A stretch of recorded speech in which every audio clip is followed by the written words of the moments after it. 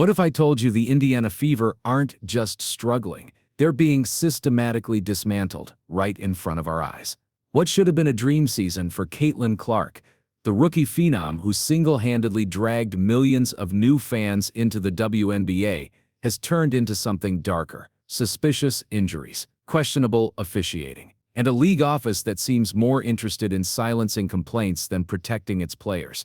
Now, this isn't just bad luck. The patterns, the timing, the sheer scale of what's happening, it all points to something bigger, a storm brewing behind the scenes. A possible conspiracy that doesn't just threaten the Indiana Fever, but the very integrity of the WNBA itself. And the signs, they're everywhere. The Fever's injury report doesn't read like a normal sports update. No, it looks more like a battlefield casualty list. First, Caitlin Clark, the generational superstar, in and out of the lineup all season with nagging injuries. Then came Phoenix, 1 game, 2 devastating blows. Aari McDonald goes down with a broken foot. Season over. Minutes later, Sydney Colson tears her ACL. Another season gone. And just when the Fever tried to recover, Sophie Cunningham crumpled to the floor with a brutal knee injury after a careless collision. One by one, their core players, gone. Their entire backcourt wiped out. This isn't attrition. This is a crisis. The Fever have been forced to sign emergency hardship contracts just to put enough players on the floor. Imagine that a team that began the season chasing a championship, now scrambling to sign players off the street just to survive. And all the while, Caitlin Clark, the same player who shattered viewership records and carried the WNBA into the mainstream, has been battered, bruised, and often sidelined. The hits she's taking, they go far beyond tough defense. This looks like a relentless campaign to break her down. But here's the real question: why would the league allow this to happen to its brightest star? First, it was a quad strain, weeks gone. Then a groin injury that sidelined her again. And just when Caitlin Clark finally looked ready to dominate, she went down once more in the middle of summer with yet another groin issue. No clear timetable, no real answers, just silence and frustration. This isn't just about playing hard. It's a pattern of unchecked aggression that the league refuses to confront. Her head coach, Stephanie White, has been blunt about it. She said, flat out, that the non-stop bumping, grabbing, and hitting Clark takes every single night isn't just physical, it's destructive. White explained that all those little shots add up. They change how Clark plants, how she explodes, how she moves. And eventually, the body breaks down. It's death by 1,000 cuts, and the referees are letting it happen. And the most damning piece of this puzzle, the officiating itself. Fans, coaches, and even players have been screaming about it all season long. Inconsistent, biased, and sometimes downright dangerous calls. Or worse, no calls at all. After one gut-wrenching loss to the Dallas Wings, Fever fans erupted online, accusing the league of corruption and incompetence.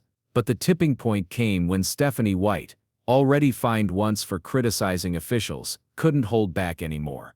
In a fiery press conference, she unloaded. She called out the treatment of star forward Aaliyah Boston, saying she's the worst officiated post player in the entire league. Think about that.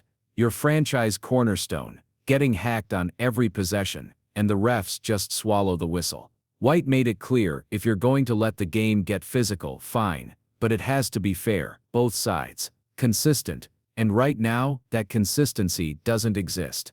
It paints a chilling picture of a league where the rules don't apply equally, where some teams get protection and the Fever don't. And when players finally muster the courage to speak out about this blatant injustice, what happens? The league doesn't fix the problem, it punishes the messenger. No one knows that better than Sophie Cunningham. Sophie Cunningham knows the price of speaking truth to power, and the WNBA has made sure she pays it. Her crime: telling the truth about officials. First, she posted a TikTok, lip-syncing lyrics that called refs useless. The league didn't laugh. They slapped her with a massive fine. But Sophie didn't back down. On her podcast, she doubled down, saying the refs are just so inconsistent and fining me isn't gonna do shit. That's when the hammer came down. An even bigger fine. Triple the punishment. The message couldn't be clearer: sit down, shut up, and accept the incompetence. But this isn't accountability. it's a cover-up. Instead of protecting players, the league is protecting the fragile egos of its referees. And that choice, it's tearing apart the very foundation of the sport. The anger has now spilled beyond the court. After Sophie was injured on a play many called reckless and preventable, her sister Sophie Cunningham went scorched earth on social media. Tagging the WNBA directly, she wrote, "Maybe you should focus less on fining players for criticizing your poor officiating, and more on hiring officials who can actually call a consistent game and protect your athletes." One word: pathetic. The post went viral because it said what every fan was already thinking. Even Sophie's mom chimed in, posting, then deleting, comments calling the opponent's play reckless and out of control. And here's the chilling part: when families feel forced to speak out publicly, it means trust in the system is completely gone. It's not just a protest anymore, it's an indictment. So, why is this happening? Why would the WNBA allow its most marketable team to be dismantled in plain sight? The answer might be hiding in the numbers. Before this avalanche of injuries, the Fever looked like a lock for the playoffs. They were climbing the standings, dominating primetime, and Caitlin Clark was rewriting what women's basketball could be. But as players dropped one by one, so did their playoff odds. Suddenly, the Fever's future went from inevitable to uncertain. And maybe that's exactly the point. Because Clark and the Fever weren't just winning, they were exposing the gap.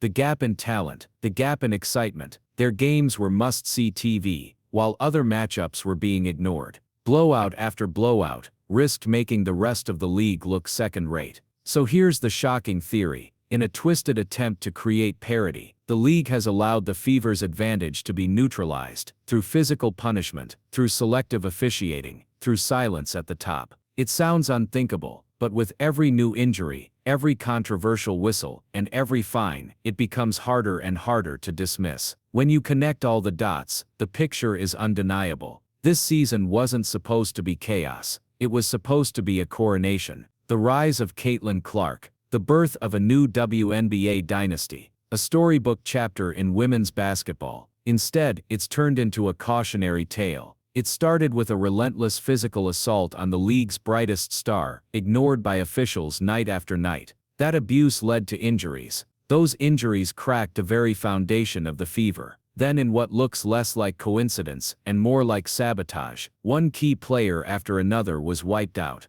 And when coaches, players, even families begged for accountability, what did the league do? Not an investigation, not reform, not even a promise to change. No, the league responded with fines, silencing orders and punishments. Every possible path to justice, blocked. But here's the truth: this is bigger than Indiana's playoff run. This is about the soul of the WNBA itself. Is this a league that protects its athletes, that nurtures its stars, that builds its credibility on fairness and integrity? Or is it a league so obsessed with control that it would sacrifice its own golden goose just to protect the status quo? The WNBA wanted the Caitlin Clark effect, the sold-out arenas, the record-breaking TV ratings, the headlines. But what they've created instead is the Caitlin Clark controversy. Now the league stands at a crossroads: step up, protect its players, and secure the future of the game, or keep walking this dark path and risk losing the millions of new fans who came here to witness greatness, not corruption.